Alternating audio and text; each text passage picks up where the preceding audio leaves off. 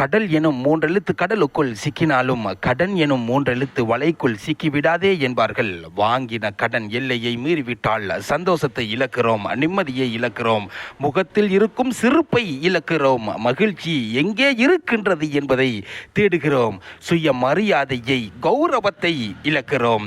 சில வேளைகளில் சிலர்கள் வாழ்க்கையையே இழக்கிறார்கள். அனைத்தையும் தாண்டி தன்னுடைய மானத்தை தன்மானத்தை அடகு வைக்கிறோம். வாங்கின கடன் எல்லையை மீறிவிட்டால். இது போன்றுதான் ஒருமுறை அண்ணல் நபி ஸல்லல்லாஹு அலைஹி வஸல்லம் அவர்கள் ஃபாத்திமா நாயகியினுடைய வீட்டிற்கு செல்கிறார்கள். ஃபாத்திமா நாயகியோ அந்த வீட்டினுள் அழுது கொண்டு இருப்பதை இறைத்தூதர் நாயகம் ஸல்லல்லாஹு அலைஹி வஸல்லம் அவர்கள் கவனிக்கிறார்கள்.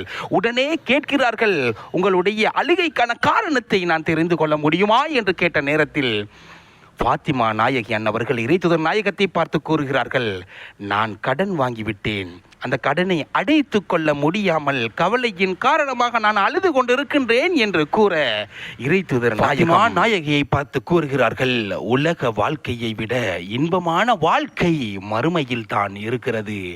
இன்பமான வாழ்க்கையை வாழ வேண்டுமாக இருந்தால் இந்த அற்பமான வாழ்க்கையில் வரக்கூடிய கஷ்டங்கள், இன்னல்கள், துன்பங்கள், சோதனைகள் அனைத்தையும் தாண்டித்தான் ஆக வேண்டும் என்பதை கூறிவிட்டு ஃபாத்திமா நாயகிக்கு இறைத்தூதர் நாயகம் ஸல்லல்லாஹு அலைஹி வஸல்லம் அவர்கள் ஒரு துஆவை கற்றுக் கொடுக்கிறார்கள். இதை ஓதி வாருங்கள், உங்களுடைய கஷ்டங்களை இறைவன் போக்குவான் என்று அந்த துஆவை கற்றுக் கொடுக்கின்றார்கள். பின்னால் வரக்கூடிய அந்த துஆவை பாடமாக்கி வைத்து கடன் சுமைகளிலே மாட்டி சிக்கிக் கொண்டிருக்கும் அனைவர்களும் ஓதி வாருங்கள். இன்ஷா அல்லாஹ் அதற்கான தீர்வை இறைவன் உங்களுக்கு தருவான். இப்னு ஹிப்பான் மற்றும் முஸ்லிமிலே இடம்பெறக்கூடிய சஹீஹான ஹதீஸ். இந்த துஆவை ஒவ்வொரு ஃபர்லான தொழுகைக்கு பின்னாலேயும் ஏதாவது உங்களுக்கு தெரிந்த ஸலவாத்தை ஓதிவிட்டு அல்லாஹும்ம ரப்பஸ் ஸமாவாத்தி ஸபஇ வரப்பல் அர்தி வரப்பல் அர்ஷில் அலீம் ரப்பனா வரப்ப குல்லி ஷை ஃபாலிகல் ஹப்பி வன்னவா வமுன்சிலத் தௌராத்தி வல் இன்ஜீலி வல் ஃபுர்கான்